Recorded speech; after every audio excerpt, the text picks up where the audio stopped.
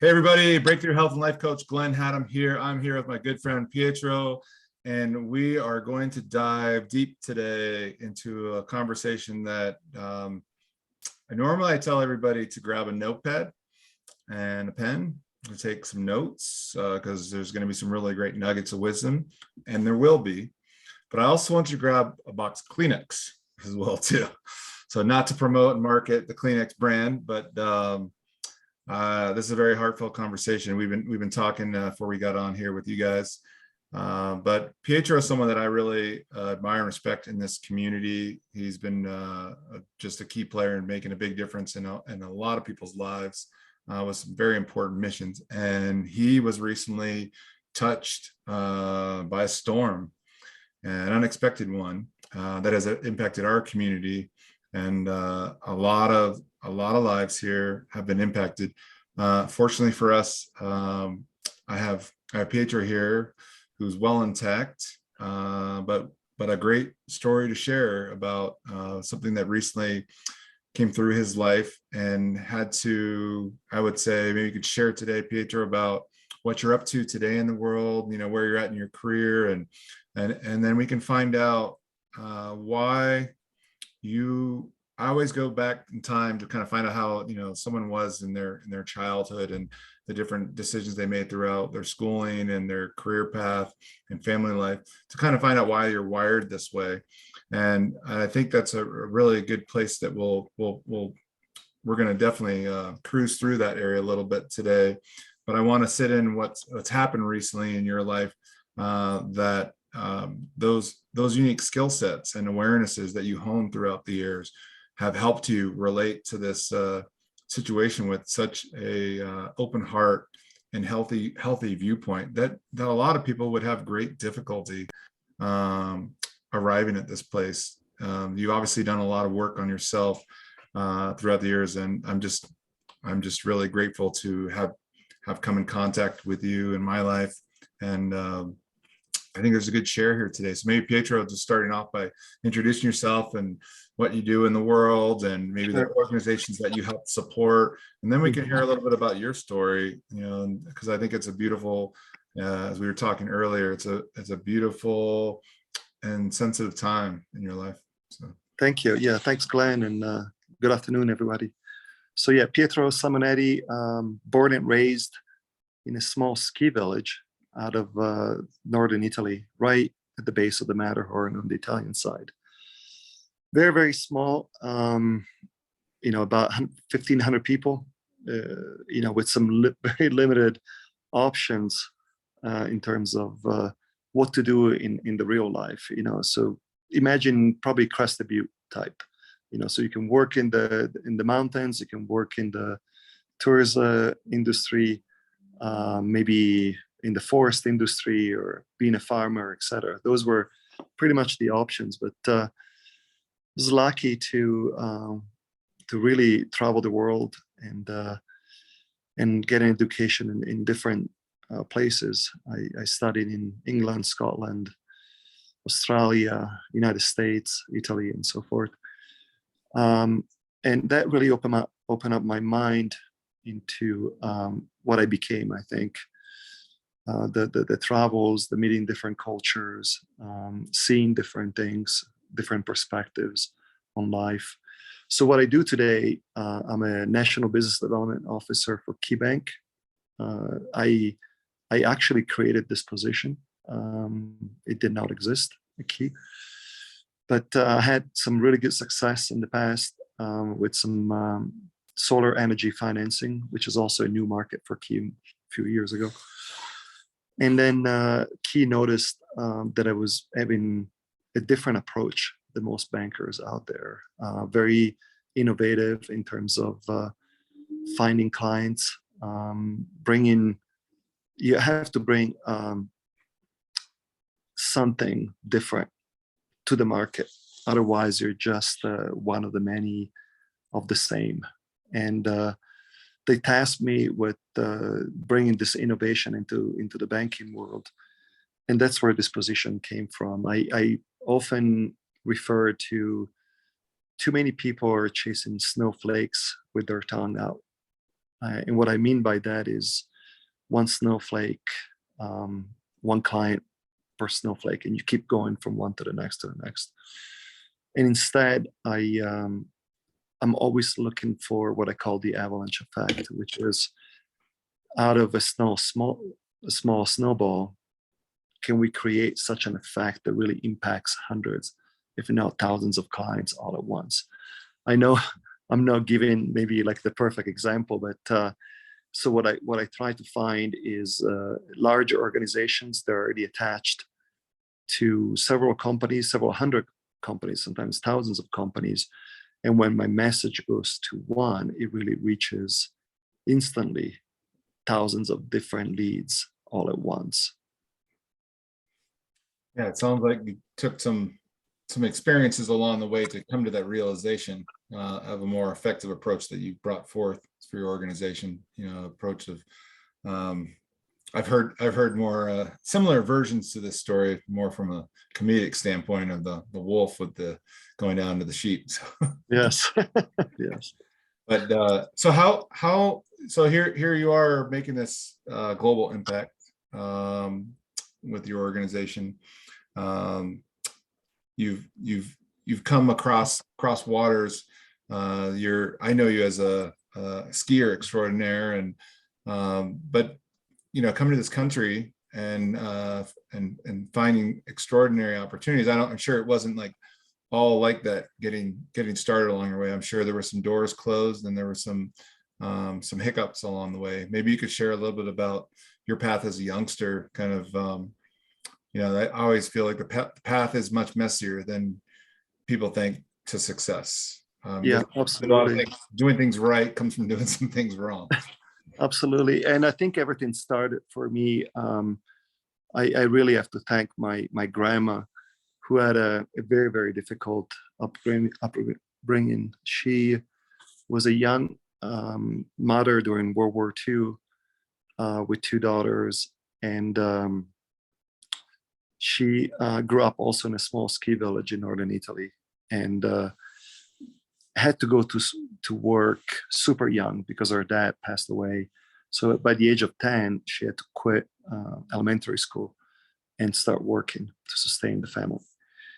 But even with the limited education, she was always a world traveler. And when her life was a little bit better in terms of finances, she decided to go and explore the world. And she took me along with her super, super young. I was only 5 or 6. And she told me, you have to learn the languages, because I'm not going to. I'll take you anywhere, but you need to be my translator.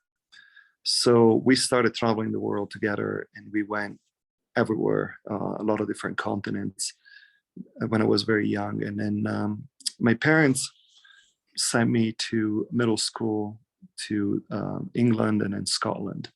Then I came back to Italy for a couple of years. I did an exchange student program in the States for 2 years in high school. Went back, did military service for 2 years with NATO, and that was for the Bosnian War, so very difficult times.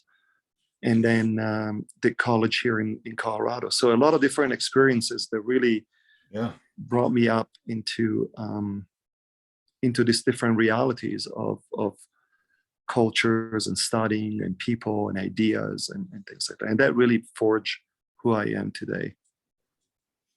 Yeah, and I guess kind of leading into a little bit about, you know, you've been forged through, you know, different fires throughout your life. And then recently the fires hit Colorado pretty bad. I mean, we lost basically a town. And maybe share a little bit about that experience for you, the impact, and what you're experiencing right now that's being forged anew again, and how you're choosing to step into this experience from a different, you know, place of empowerment. Because, well, I'll just leave it at that. I'll let you tell the story. Yes. Yeah.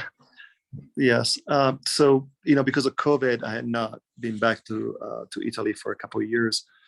So we made a push to to go visit my family there over Christmas of last year. And it was the first vacation really in 2+ years, and right during that vacation is when we heard that there was a terrible fire that swept through Superior, Louisville, and burned all the homes, including ours. We were in the Coal Creek subdivision. I think what made it a little bit worse for us was the fact that we were far away, so we didn't really know exactly what was happening. We really did not get a chance to save anything. We were getting updates through the website. It was late at night for us because of the 8 hours difference between the two countries. And then the next morning, we found out that really there was nothing left. We lost the house, all the contents in the house, 2 vehicles parked in the garage, and the family pet. And the family pet was definitely the hardest of the losses for everybody. But, we came back a week after the fires. We tried to come back early, but we couldn't. It was in the middle of that COVID wave, so flights were canceled and planes were packed. And we came back, and reality changed completely. We left with a home, with a community, with memories, and then we came back to completely nothing. We came back to a place scorched, a very devastated community, mentally, physically, and all we had were 2 suitcases. But out of all this tragedy over the course of weeks and months, you try to come and really understand what is left and what's coming in some ways. So one of the projects that I had was that the ashes were just a new representation of our past lives. It's not that the memories and the life was gone. It just had changed, altered its state into this new state. So I had this idea of collecting the ashes, and then I talked to a local ski shop that manufactures skis, and we made a special pair of skis with the house ashes called the Phoenix. The mythological bird that it's reborn from the ashes. And it was a fantastic experience because when I collected those ashes, I really felt that part of my life, part of my past, was now incorporated into a beautiful piece, which will create new memories and new joy. So instead of just being sad and feeling that we lost everything, I really felt empowered that this project actually turned the perspective, the perception of what was there into something new and beautiful that I'll use it for the rest of my life. And people don't maybe know you're a very impassioned skier before this. Yes. But now it's and I know these skis will travel to many heights and many valleys. Yes. And it was interesting when we were talking earlier, just how you shared about, when a fire roars through, the things that you would think would maybe endure, like a car, just like the Tesla just was paint on the floor. Like there was nothing, just completely obliterated. Yet you said a photograph, maybe share that there was a photograph that was left in a letter. Maybe share about that, how kind of miraculous other things, because the temperature in a fire, what would you say it was? I think they measured at about 2,500 degrees Fahrenheit. And so, like when we sifted through the ashes, it was pretty incredible at first, everything looks completely destroyed and gone. But then as you sift through the ashes, you start finding a few things here and there that survived. And one of the most incredible things that survived was this picture of my grandma and I that was taken almost 30 years ago when I left Italy to come to the States, to come to college here. And she wrote a note on a piece of paper that was stuck behind the picture in the frame, and they all survived this 2,500 degrees fire. There were also books, some of my mountaineering books. You would think paper is the first thing to burn, but those actually survived. So that was pretty remarkable as well. I'm not sure exactly what happened, but something must have fallen on top of it, and there was not enough oxygen probably to ignite it. Yeah, what do you, is there any lessons that you kind of received, or what it meant to you, that's, or the symbolism of those things? Maybe that. I mean, the picture with my grandma, she was a powerhouse. She was really what forged me to be who I am today with those world travels. And I think, you look back at something like that, and even that kind of fire could not destroy her spirit. That power And you have infused in you, and a reminder. mm-hmm. And I think, I don't think it's maybe people will say it's by chance, but I don't think it's by chance. I think what stayed was meant to stay. That's the way I see it, and including that picture, that was really incredible. Now, you were very blessed to have some friends who had a home, because I mean, there were thousands of people that were without homes, and the rental market's already pretty filled up. Yes. In the area here. So probably feeling very blessed and taken care of, and sounds like the community has really come out and supported you as well as others. We live in a pretty incredible community here. So. It really was. I think that the entire silver lining in all this was what the friends and family and the community really did for all of us, for all the survivors. And we came back from Europe, pretty heartbroken, not really knowing where we were going to go and what to do. And we found this place, not just an empty house, but they really furnished it with few things that we had given them. They gave it all back to us, furnished the house with those things, put pictures on the walls of us. It really felt like we were coming back to our home in some ways. And the lesson on all this is it was possible to be like this because we had shared those things with everybody. Those were like family heirlooms and things like that. And my wife was always very keen on sharing those type of items with friends and family. And it really shows that the more you share, the more it comes back to you. Yeah, maybe share a little bit about the sharing, and like what's, if someone is sitting at home right now in their perfectly good home or their office, creating, maybe taking for granted what they have around them, but what you've learned is from this lesson, thrusted upon you, take it or leave it, it's coming. Yeah. What would you share with our audience, just as far as what you've come to value about yourself and your capacity and your awareness with something as mortifying as this type of experience?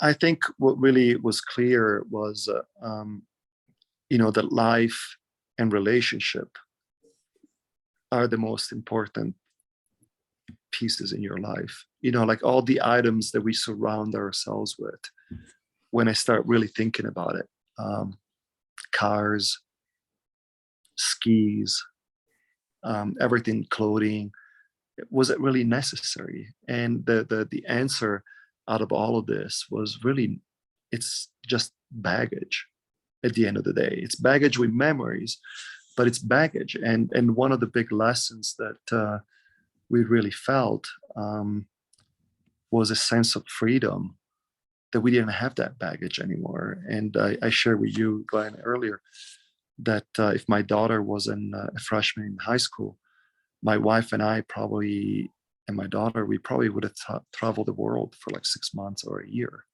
because in the past, we could have never done it. Not with a house and insurances and all the other things that you're attached to. They almost creates this weight around you. But when you come back with a couple of suitcases and nothing to it, then you feel absolutely free to do whatever you want in life. Yeah, isn't that remarkable? Like a sense of freedom from this. I experienced that when I went backpacking through Southeast Asia, just throwing all my stuff in storage, and it was like, okay, so many clean pairs of underwear and some shorts, and the main thing that was weighing my whole bag down was my books, things I wanted to Yes. just expand my awareness. And but yeah, when we have experiences like this, like you've had, where something burns down, whether it's a relationship or a house, we get an opportunity to reassess what's did I really need those, that you need that. It's just like, you probably don't even remember all the stuff that's gone from the house. Like I remember when I came back from traveling and I opened storage, I was like, oh, I forgot about these. Yeah. Like, oh, cool. And I even remember when my father passed away, my sister and I were bickering over like the shaving brush. And I'm like, when are you going to shave your beard? I'm like, I'm taking that shaving brush, and she wanted, some of his, he had a style, but it wasn't my style. And thank God I was a lot bigger, muscly guy than him. So I was like, you can have his clothes. Yes. But all these things, after a while, I was like, I need some more room and space in my place. I don't know if I need his driving gloves, anymore. Yes. I can't smell them anymore. So when you go through this experience, and you've now got this home that's filled up with some things. I don't know whether you guys have gone to IKEA, and loaded up on the basics, plants, or they've got things there for you. But yeah, when you lose everything other than the 2 bags that you return home with, your baggage, and you got your family that's intact, you're back to the basics of, like, I'm assuming it's like, all right, let's make sure we have good meals. Yes. We've got maybe we get some clothes, so everyone's got some fresh clothes. But like, what are the things you think about kind of trying to restore, because you're maybe not in a rush to go build it all up again. We want to stay mobile and free. And right. And one of the things we always discussed as a family is, do we need everything that we lost? And the answer between the 3 of us is absolutely we don't. We're going to be smaller, leaner, more flexible. We're going to buy just few things, but few things that we really want. Right. And it's also, where we ended up, it's a small space, so we don't have the room to really rebuy everything that we want or that we wanted at one point. So the physical state of where we live now also limits us in many ways of really going big, and getting all those things. One of the things I lost, for example, I collected skis, because every time I did an adventure, I would keep those skis. And then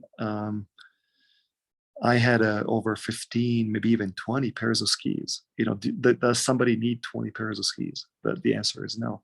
1 or 2 is all you need. And so that's what we're going to do. We're going to just keep 1 or 2 going forward.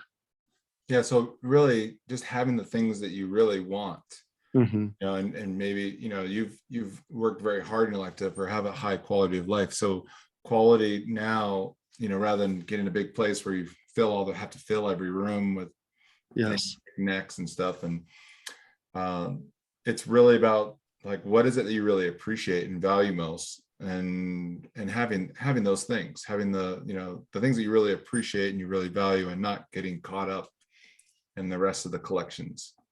Yep. Exactly. Yeah. And so, Pietro, like, what you've probably become friends or your neighbors that have also lost places, when you hear their stories, and you have your own pain, you have your own suffering, but you've always been someone with your cancer foundation, with the work you do there, with the way you contribute. What have you witnessed in your experience with the community here in Colorado? Because again, thousands of homes, you've been able to engage, I'm sure, with other folks that have lost their Yeah, and it's very therapeutic to meet with them, because at the end of the day, when you talk to somebody that has not gone through, the very first sentence that comes out of their mind is, or their mouth is, I can't even imagine this. I can't even imagine. I heard it probably 1,000 times from folks that have not gone through something like this.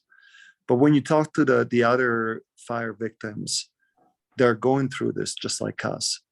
They imagine it, they feel it very, very well. Meaning, like they understand exactly what it is. So I would say you don't even need that sentence. It's just, I get you. yes, I feel you. And there's yeah, a camaraderie, a connection, and there's a deep resonating sensation, in your body and your heart opening. And it probably feels like very relieving versus like, God, I want to tell a story again to somebody who just doesn't get just, yes, what's the point of like, telling this? yes. But I think it's important how everybody really approaches the tragedy, how they try to make sense, and they try to get better about it. Because I mean, there's no way to change the reality. You can cry and you can be sad about your previous life, because we're really looking at two different lives. That for us that have gone through something like this, there is the past life, which is gone, and there's never going to come back. And then there's the future, and that's what we should be focusing on, because life goes on. Life is going to be beautiful, even without the house and the contents and all that, and maybe even better in some ways. And that's what really I think the survivors are trying to do. They're trying to create new memories and move on and make it better. Yeah, and even I hear from you that you've obviously done some work on reframing and reframing, and to like, okay, now I can articulate what's gone on from a more empowered place. And as we talked earlier, there's a time for mourning and feeling things through and the impact. And my experience of life is lots of deaths and rebirths.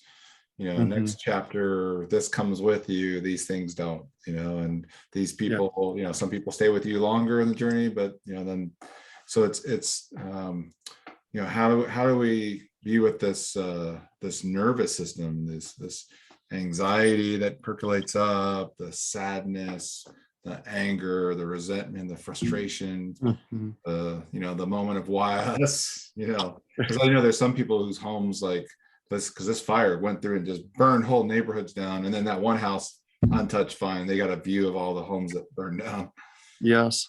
Just like that picture, just why is that one picture not towards? And yeah, I'm curious about, Pietro, what you and your family are wanting to invite in next, and maybe you haven't had time to really consciously really draw this or map this out, but I'm curious, as you're embarking on a new beginning is being made way, maybe not, it doesn't feel like you had a choice in the matter, but something bigger is guiding you, the family, all of you, to the next stage. Your kids in school locally, your profession, the organizations that you support, but there must be this like kind of like something's waking up in you. I'm curious about that.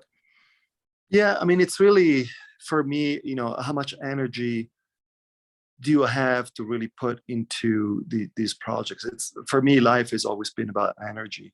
How much risk and reward, how much do you want to push your life? So the fire definitely makes you rethink if this is the path that you want in life, if this is what makes you absolutely happy. And or is this a sign that maybe you should start over somewhere else? And these are conversations that we have pretty much daily with my wife and daughter. And we have decided as a family to rebuild in the same spot. I think it's important to us. The community has been fantastic, and we want to try to stay in this community for the time being until my daughter at least is in high school. And then we'll reevaluate with my wife, after she goes to college. Is this still the place where we want to be and grow older, or do we want to have a different adventure somewhere else? And we don't know yet, although we're thinking about different places, different activities. Yeah, well, I love hearing from a man like yourself who's had great accomplishments and achievements that are, it's like staring at mountains in your backyard that you've climbed. The mountaineer in you knows that we're good. We're going to be okay. We're going to be all right. Like, the most important ingredients are here. Yes. We have all the most important ingredients. A new house can be built. New chapters are coming anyways. What I love is just your sense of trust in yourself and trust in life.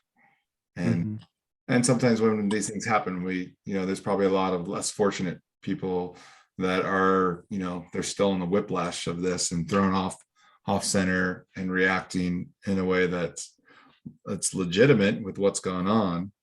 But maybe the insurance companies aren't paying as much, or there's, all these other variables that,